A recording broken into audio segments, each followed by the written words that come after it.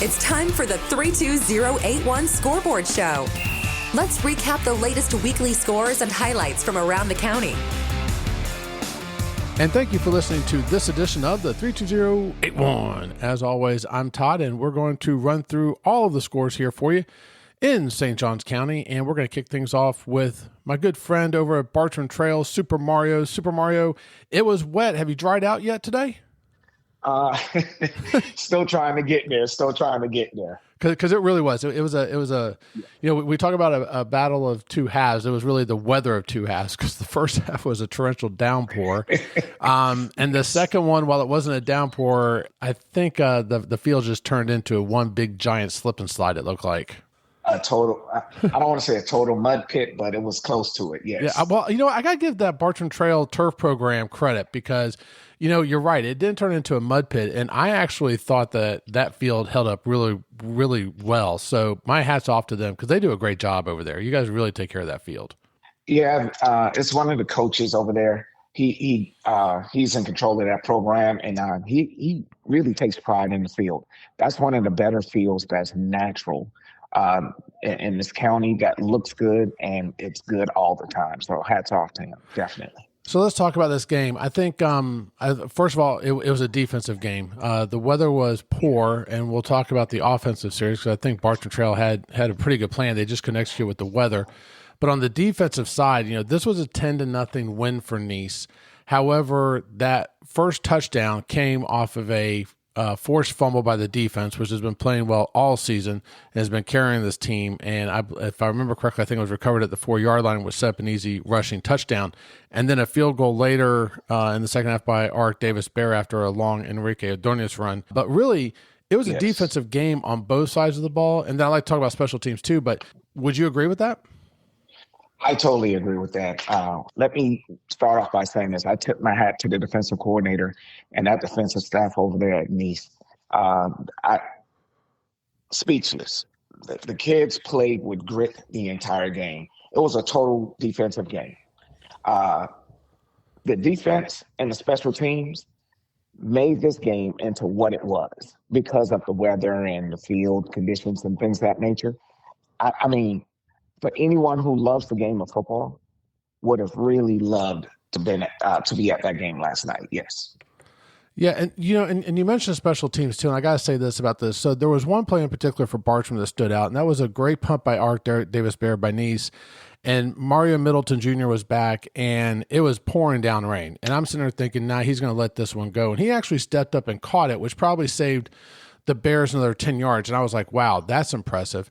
And then when I look at both kickers and punters during the game in the conditions they were given, I know people think it kind of sounds weird, but it was really impressive to watch. You know, the like I said, Mario's fair catch, as well as how well both kickers and punters played in this game under these conditions.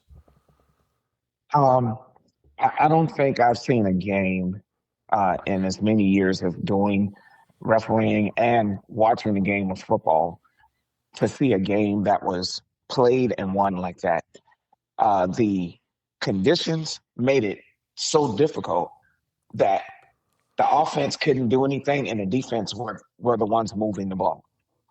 So looking at the special teams, when the punts were made, I was surprised the ball was able to even go 10 yards. The wind was going sideways at times. It was probably 10, 15 miles an hour winds. Rain was coming down sideways. The catching of the ball by the return team, the receivers, Mario did a good job. I really thought he got lost in the wind and in the rain at that time. But wow, the legs on the kickers in that type of weather, second to none. Love the game, start to finish. And I will say the score itself does not depict how the game really was. I think it was actually closer than the score says. Yeah, I do too. Mm-hmm. Yeah, that's how really good the game was. Because really, it's that defensive turnover that Nease had that put the ball on the 4-yard line. I mean, that yes. was, you know, so when you look at that and you take away that, you're looking at, what, a 3-0 ball game. So I agree with you on that. Right. So, Mario, I got to ask you one thing that I know you guys have been toying with it, but it seemed like it worked out really well, especially with the conditions last night, was that you were able to both use Baum and Peterson. Peterson obviously is a little bit more of a running threat than Baum, and Baum also has a good arm. You know, he had a couple misfires last night, but he was throwing good and kept the defense, although they played very, very well. How did you feel about going into this game and the way that both quarterbacks were used in an environment such as this last night? I felt pretty good. We definitely needed to do something because of the conditions, throwing the ball in those conditions. So we needed to switch up a little bit and go to the, dual threat, running the ball, which we ran the ball a ton of times. Over 90% of our plays were running. And I was really, really, really surprised that Nease didn't do the same thing, didn't have that dual quarterback threat and bring Derek into the game. What was going on over there? Could you give me some insight? Yeah, we don't know. As you know, Derek last year, because there was a log jam of quarterbacks and he's a dual threat, he played some at running back. And I think there were some discussions in the stands. You know, people were talking, wondering, hey, why aren't we doing the same thing as Bartram? Why aren't we using a dual threat quarterback? And Derek, who's broke off some huge runs, because he doesn't just run on the ends, he runs in between the tackles too. So I don't know. I wish I had answers for you because I think you're right. I think it probably would have been a good mismatch and kind of kept the defense thinking. So I guess we'll see it from here on out. But I agree with you. I think I was not the only one, but so some of us were shocked by that. So going forward, though, I think before I let you go, as the season starts to wind down, when you look at this 10-0 loss, and like you said, it's not as bad as the score says, and the score doesn't even say it's that bad, but this has got to be kind of one of those, I know it's a loss, I know it stings and it doesn't feel good, but compared to the earlier losses, this team is showing some growth, wouldn't you think? I think the team is. I think the team, the players are coming together as one, as a family. And I think this loss, it's not a bad loss. It's a positive loss because it's a positive step forward. We saw some players that we did not see give it all, their all while they were on the field. They were really digging deep and doing it with pride. And I think, with all the turmoil and the tornadoes that are going around the team, the kids really leaned on each other and helped each other get through this game. And I think we saw the parents come together as a team, support the team as in the players, which were helping the coaches who were caught in the whirlwind. You know, it's funny you mentioned that, Mario, because I was thinking about that too, and I'm glad you brought it up. But I think that and I think tornadoes is probably the perfect word you could use. One of the things that touched me, and I get goosebumps right now thinking about it, and some of us that were close were talking about after the game, was that after the game, all the kids these kids have been playing football against and with each other since probably they were 8 or 9 years old, just because of the geography, and a lot of them played at Creeks together, because it's right there in the middle, and it was there. With all the turmoil going around and everything happening, to see these young men come together and, still appreciate each other and what they've been through in their friendships and stuff, and be able to set that aside for a few minutes of what was going on with the adults and stuff. I commend the players on both sides of the field, because I think they handled it very well, and it was very good to see them, support each other after the game as well. After the game, you couldn't tell that it was a football game. No, you thought it was a party in someone's backyard or a get-together. There were Nease players over on Bartram's side, vice versa. The parents were all having fun, laughing, joking, hugging each other. The kids were taking pictures with each other. The bus driver was ready to leave with the Nease players, but the Nease players were still with the Bartram players. So it was like a big family reunion. And to see those kids go out there, they played against each other, but they actually played with each other, and the level of respect that they have for each other while they're doing this thing, this special thing, is phenomenal. Phenomenal. It really was. So, and it was great to catch up with you and Angie last night as well afterwards. You talk about everyone getting. So, as always, brother, it was great to see you. Yes. And now Bartram's going to rebound. They're going to play away at St. Augustine. That's going to be a tough game this Friday night. And then they're going to have Buchholz and wrap things up with Ribault. Man, that's 2 games right there in a row there that you're kind of, just like you said, woo. That's kind of a tough little schedule there. Oh, yes. This is what football is about. So as I'm going to talk to Mario Jr. and telling him, and all the players that I've coached in the past and the ones that I didn't, every time I see them, it's on to the next game. We can't harbor on what happened last night. We got to look at the next game, and don't think of them beating you. Just know that you can beat them. That's all. Yeah, and one thing I'm gonna give you a little tip. When you go down to Buchholz, because we've been down there, the visitors, Buchholz, okay? Yes. The visitors sit on the home side, and the home side sits on the visitor side. Just letting you know that. And there's 2 press boxes. So you figure it out. It's like Stranger Things upside down world down there. I walked in. I'm like, wait a minute. This says visitors, but those look like Buchholz people, and that's the home side, and that looks like Nease people. What's going on here? So, Trickery. But I look forward to speaking with you about that. As always, my friend, thank you for joining us, and thanks for the update. And it was great seeing you and Angie last night. Yes, most definitely. And thank you for having me on the show. And it's definitely nice meeting up with you and your wife. Thank you. And some great news over from Creekside High School. The Creekside Knights bring in another district title with their victory 35-6 over the Stingrays of Atlantic Coast. And Mike the Knight, as always, is here to cover it. Mike, it's got to feel good. Congratulations on that district title. Yeah, thanks, Todd. Yeah, it was a great game. Pretty much dominated from start to finish. Got a lot of guys playing time. So, yeah, 35-6. I know they wanted the shutout, but, unfortunately we gave up a big play there at the tail end of the game. But nonetheless, great win, good district championship for the second year in a row, and now we've got our seat in the playoffs. So I got to ask you, I looked at the stats, 11 passing attempts compared to 29 carries and rushing, and your passing yards was 83 to 118. So it looks balanced on the score sheet. But to me, looking at this and not being at the game, I kind of look at this and go, it seems like you guys probably dominated on the ground a little bit and were able to control the clock. Yeah, really were. And I think, the plan going into the game, obviously with the weather, I mean, it was a downpour for most of the game, was we knew throwing the ball was going to be pretty tough. So I think it was the team that had the best running game, would win. And, hats off to the sophomore, the young running back. I know we talked about him a lot. Davis Baldwin really had a big game. That being said, though, we were able to get, I think there was 2 touchdown passes that Rossi had. From Sperry, Sperry had them. Yeah, to Garrett Blaylock. So they were able to complement a little, with both the run and the pass. But no doubt it was the running game and being able to kind of control the clock and, take advantage of the nasty weather that way. I think that was the big difference in the game. And then, of course, Jackson has to get involved and throw a pass, right? So he has a perfect quarterback rating on the night. So 100%, sure. 1 for 1 for 21 yards. Yeah, I got to get in the mix. That's on the wild.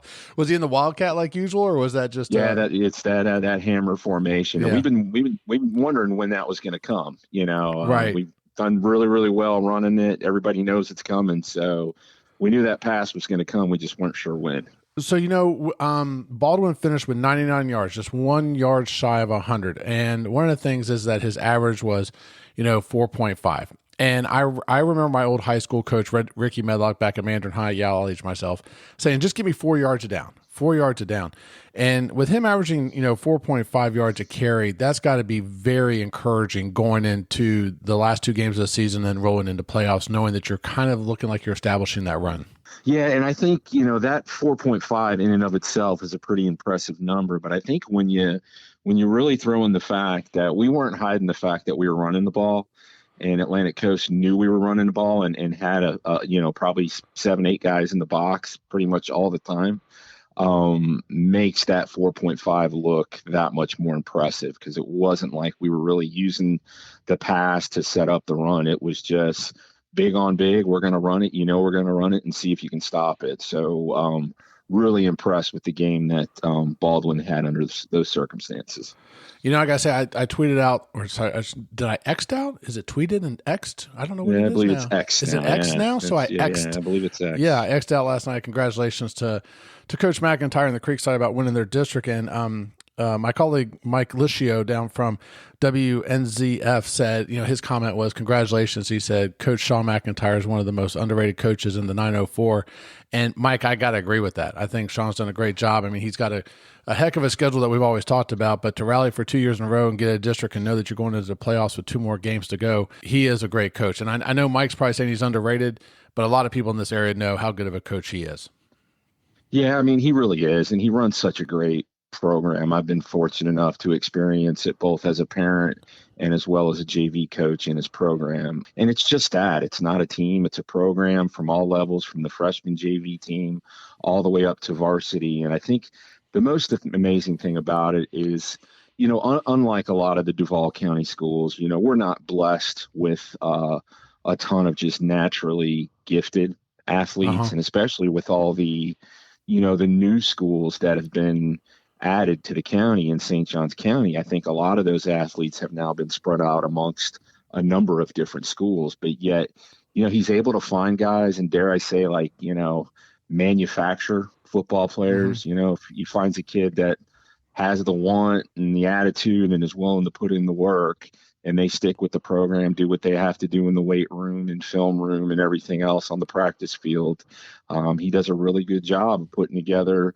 you know, some quality football teams. And, you know, you've seen it with the schedule for the last few years. And he's essentially willing to play anywhere, any place, anytime, and anyone. And of course, we'll see that up front and close as we go to the graveyard this coming week to play Reigns. So speaking of that, going to the graveyard, you know, you look at Creekside, and I'm going to use Tocoi as an example because totally opposite ends of the spectrum, but they're about to approach kind of the same scenario. What I mean by that is you look at Tocoi, you know, they've got a lot of injuries on their side. So there's a lot of younger players that are going to get opportunities to play, make a statement, and, you know, really show their stuff as they go into the spring and get prepared while the coaches are still trying to win ball games. Don't get me wrong.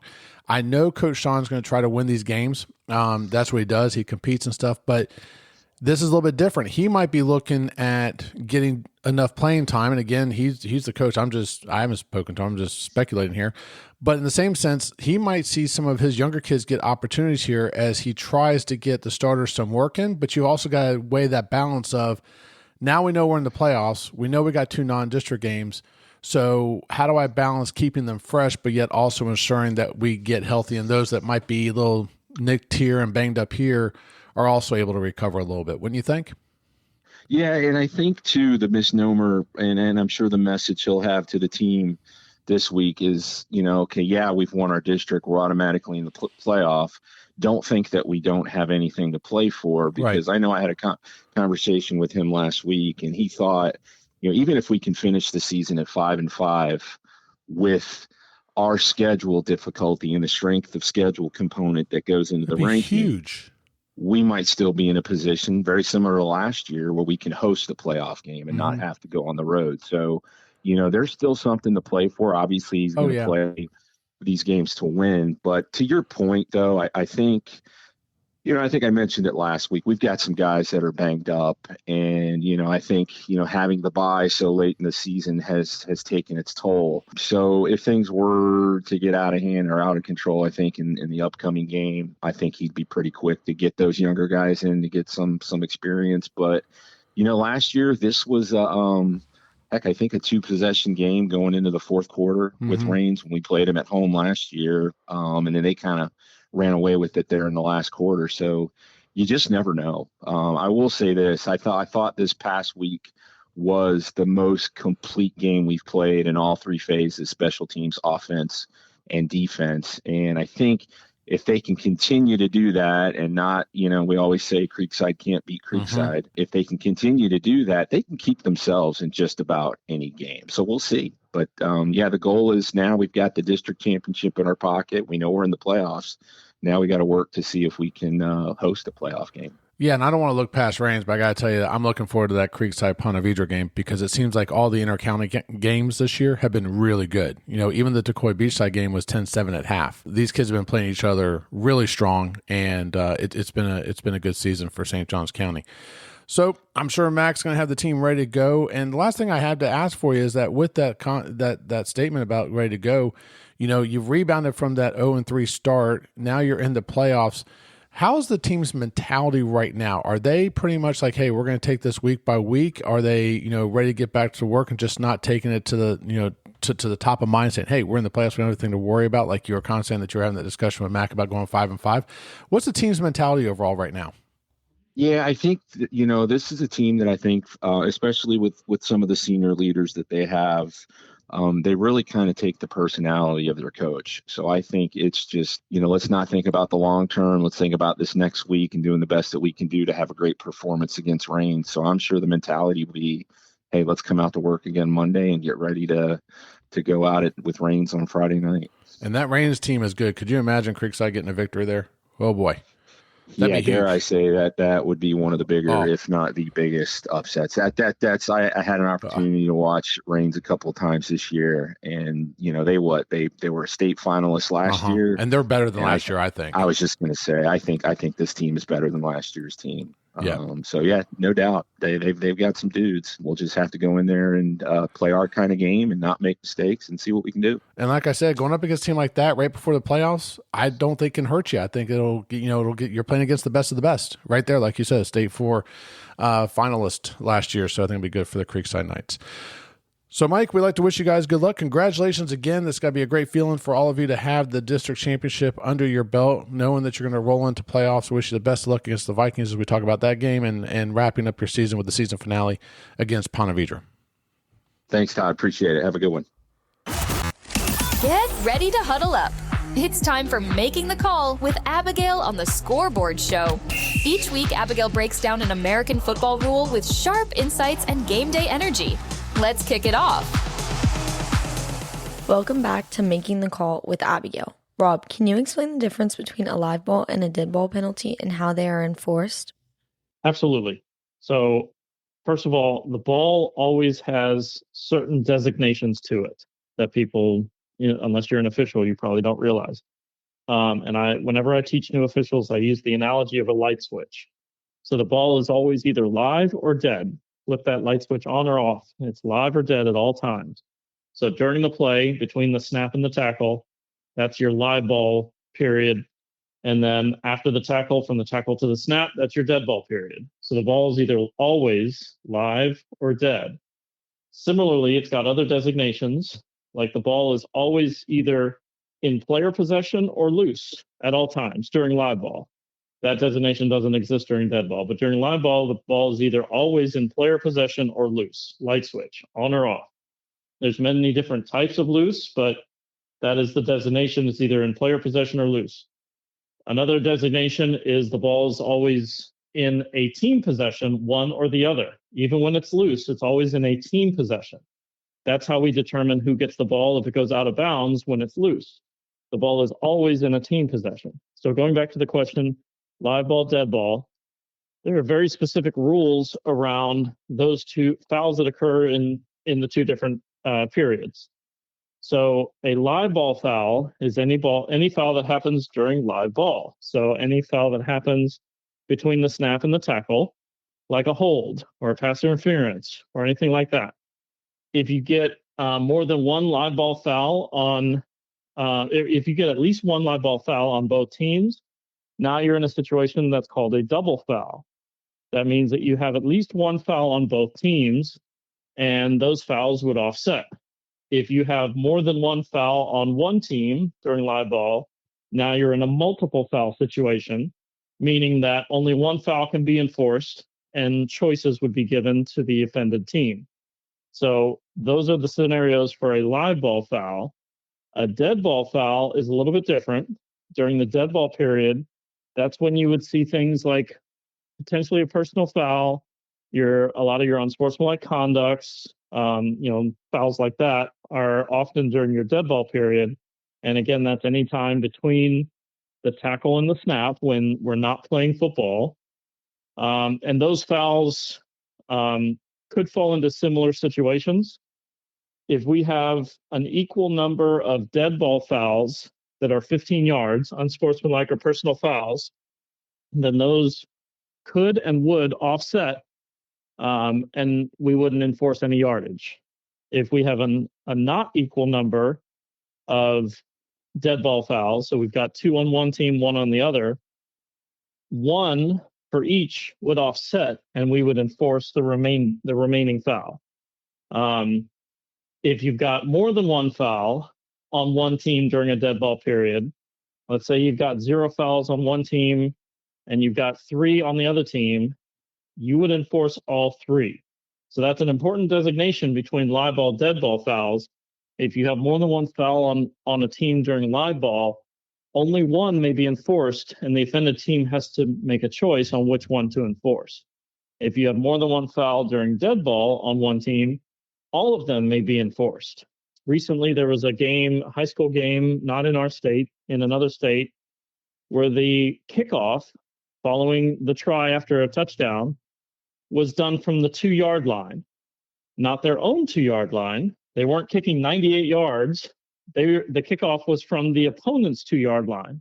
So they were kicking essentially a 2-yard free kick into the opponent's end zone. So that happened because after the try, they had multiple dead ball fouls against the team that just allowed the touchdown, which ended up moving the ball from the normal kickoff spot of the 40-yard line, 15 yards, and then half the distance until you got to the 2-yard line. So that's kind of a quick crash course on the difference between live ball, dead ball, and some of the unique situations that can arise. Thanks, Rob. And next week, we will be discussing mouthpieces and the equipment. All right, now let's swing on over and talk to our good friend Billy the Bull with the Tocoi Creek Toros. Billy, we always say any given Friday, we were a little nervous about this one with the quarterback situation, everything over at Tocoi, and Buchholz coming in off a big district win against Nease, and things didn't fare so well at 42-7. But I got to tell you, I got an interesting stat, and this kind of reiterates kind of the situation over at quarterbacks. You over at Tocoi, you hear about quarterbacks hitting multiple different receivers, but I had this, someone sent me this stat. Brighton Baker, 6 touchdowns from 4 different quarterbacks this season.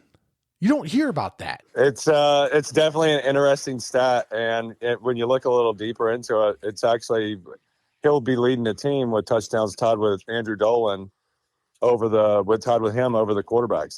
That's how many different carousel of quarterbacks we've had this year. That's just crazy. I mean, you hear about that in a quarterback hitting that many different receivers in a game. You don't hear about a receiver catching that many touchdown passes from that many different quarterbacks. But but that kind of shows unfortunately the quarterback situation that Coach Dolan has going over at Tocoi right now. Unfortunately, with Lucas and Carter both getting hurt and broken wrists. Yep. I mean, and we had Brody Adams in the first half. We went with Colton Ham in the second half. And it was everywhere. The entire area was soaked. It was soggy. It was terrible field conditions. Good thing is it was just rain, so we had no lightning. We kept the game going. We're glad that the game did happen because we didn't want to have to push this one back because this team, that Buchholz team, is going to make a deep run. They are. In the playoffs. It's a good team. It's a really good team. Let me ask you, let's completely switch subjects real quick because you talked about the rain. And, there were a lot of games affected by this. Were you as surprised by me that Beachside called their game so early? I'm surprised that they're going to want to push it because from my understanding is they're going to tack it on at the end of the season. Like there's going to be a 5-day period between the reschedule and playing Nease. I was shocked that they called that game so quick. Maybe the field was in terrible condition, but it shocked me to hear about it because I think I got a text probably around – I want to say 11 o'clock in the morning or something. I'm like, wow, that was quick. That is a quick trigger. I mean, most of the teams went and had and played, which I thought that they should. Like, if you can get it in, let's get it in. And I also wanted it to help us. Unfortunately, it didn't help us. Right. But to be honest, our problem is our defense actually was playing good defense. It's once we got on offense because we're so young and we just have gone through such a carousel with quarterbacks, we fumbled the football on our first 5 possessions, I believe. And you can't do that against Buchholz. You can't do it. The ball was on one side of the field the entire time. It just put us in a massive hole. And we had the one highlight that you brought up to Brighton Baker for 75 yards on the one touchdown that we did have. But it was a tough night. And the good thing is we can move on to the next week. We can forget about this one, and Menendez is next. I honestly think like we can match up with Menendez next week, and that'll be a fun one for us. It'll be a great confidence builder if we can have a good game and put a good strategy together to be creative, to be able to use the personnel that we have, because the personnel, we're going to have to use it where they're going to fit in best for us, because everything's got to change offensively for what the personnel is that we've got right now. And I agree. I was over at Tocoi this week because there were 2 JV games. The JV freshmen played Middleburg, which shocked me. I can't believe that Middleburg played some of their upperclassmen in that game personally. It really was like, I just was kind of like dumbfounded by it. I'm like, what are you trying to accomplish here? Yep. And then the other one was against Menendez, and that was a really good game. And I think that if the JV's any signal of what Menendez and Tocoi has at the varsity level, I actually think the rebound for Tocoi is going to be very good this week, because I think it's going to be an evenly matched game. Again, now you guys are without the quarterback, but still, I think this could be a good game for Tocoi. I think it could be a good game to be at to watch for both teams. I completely agree. And, what we're going to put into it this week in practice to get prepared for it, we're going to need to make sure that we show it on Friday night at home. It's a home game. And this is a game we can go in there and get. And let's go get it. From a fan, what are you looking at, Billy, for the last 3 games here? You're going to have Menendez, you're going to have Nease, you're going to have Oakleaf. Is there anything as a parent/fan that you're looking at for this team going into to kind of build off going into next season? Yeah, this week coming up is a good one to build off of. If we can get a W here, wins make the cultures a little bit better for the next week, and it helps build the confidence of those kids to get ready. But yeah, we've got Nease coming after that, going to their house, and then we have Oakleaf coming in on Halloween. And we both know that those 2 teams are top in this area and state as well. So the things that we're going to have to do as a team is use the personnel that is best suited for the strategy we're going to have, and with each team that's coming in, because we're going to have to be different than what we've been because of the quarterback situation, and develop these young players, because they're stepping into roles that they haven't had to in the beginning of the season, and they're stepping in and they're putting in the work. They know what we're coming up against. So you're only going to get better when you play better competition. So that's one thing that we can build off of, is to get better for next year, and the underclassmen, and get the quarterback situation, and they'll be fine next year. They'll be a really good team next year. And I think that's the big thing for the fan base to understand, is that, the coaches are probably looking at this saying, okay, we want to win football games. We're going to go out, we're going to try to win out the season.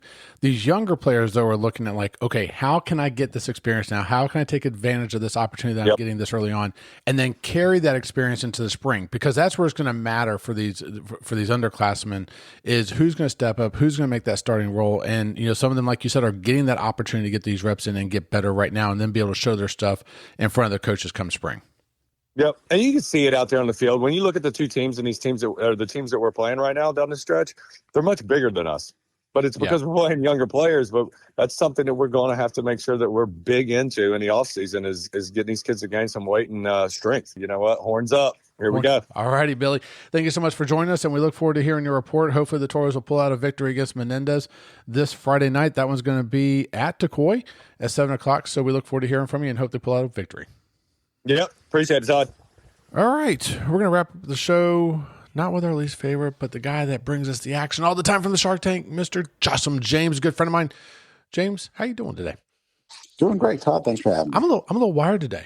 I don't know. I think it's because I'm getting desogified, if that's a word, because I was soaking wet last night. And even when I took off my poncho, I was still soaking wet. So yeah. It affected the football games. There's no doubt about it.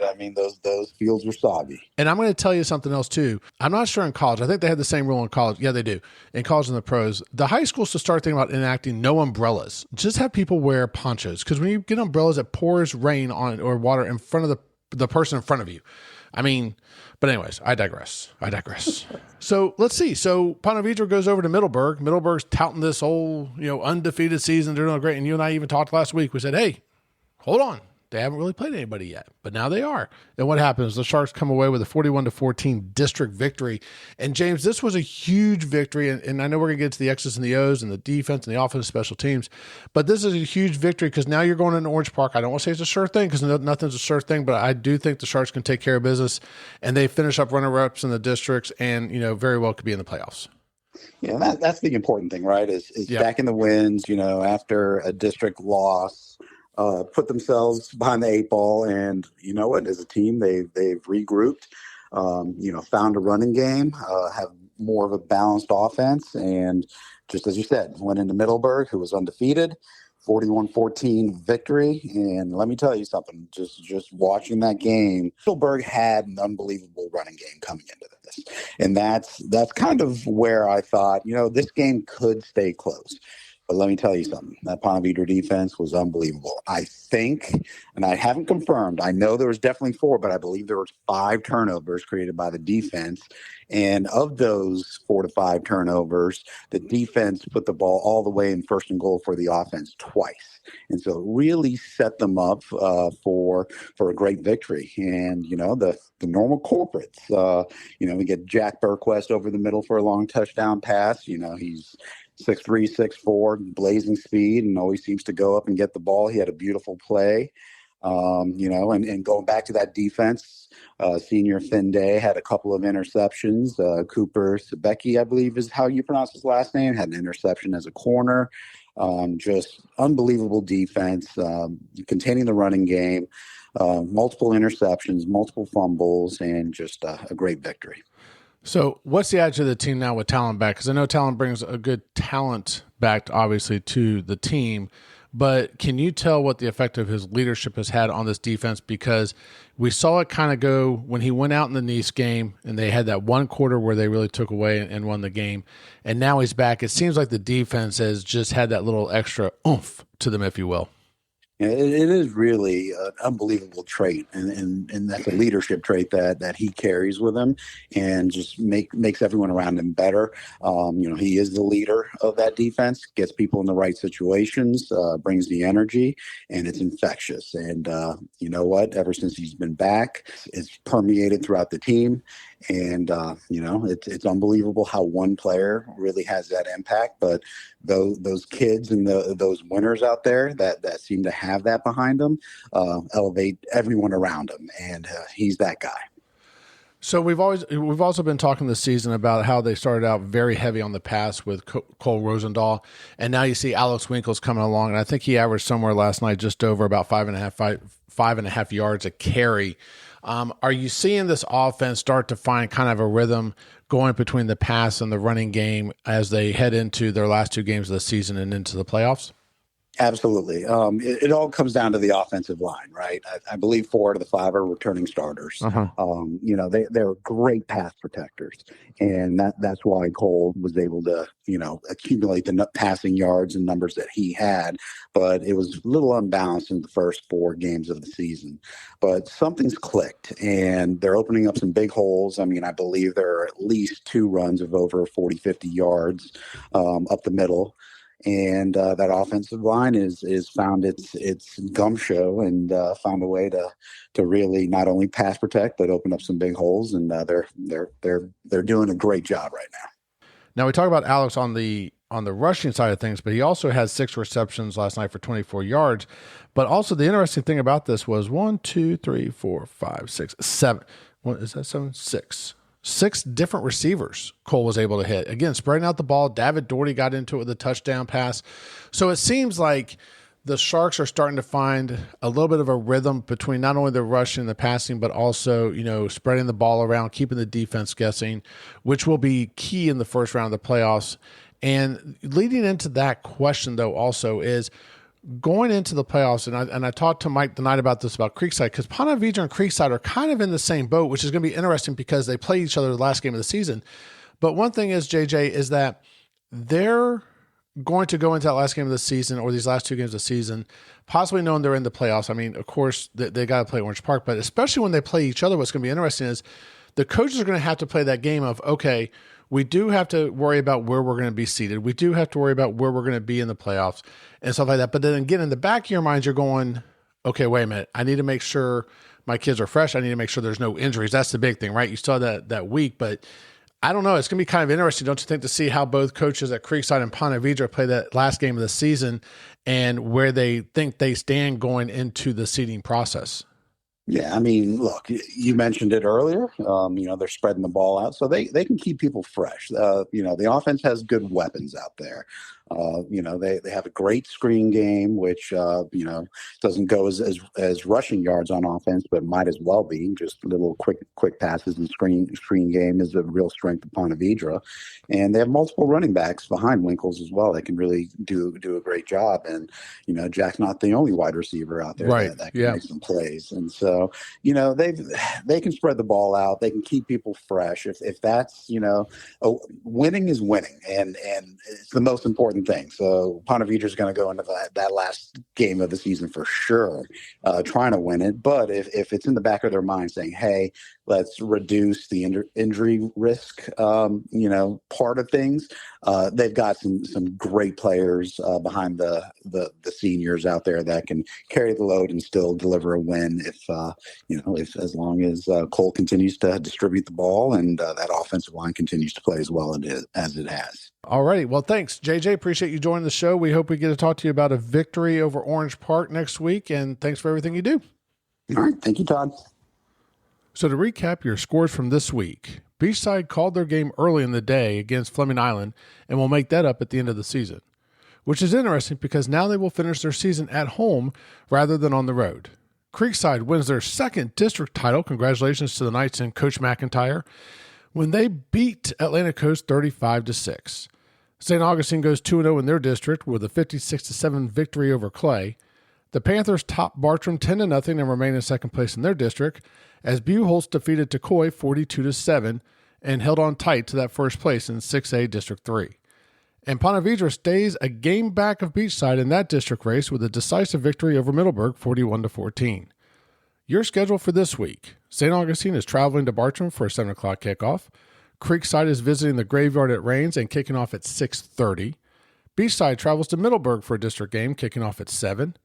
Nease will travel to Atlantic Coast and start that game at 7. And Ponte Vedra will welcome Orange Park to the Tank also for a 7 o'clock start.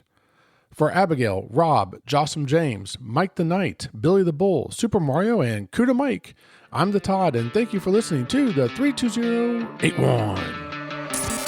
Thank you for listening to the 32081. We hope you enjoyed today's episode. I love the show, guys. You're awesome. Please don't forget to subscribe to the show so you can join us for the next episode. I never miss an episode. It's the best. Until next time, take care.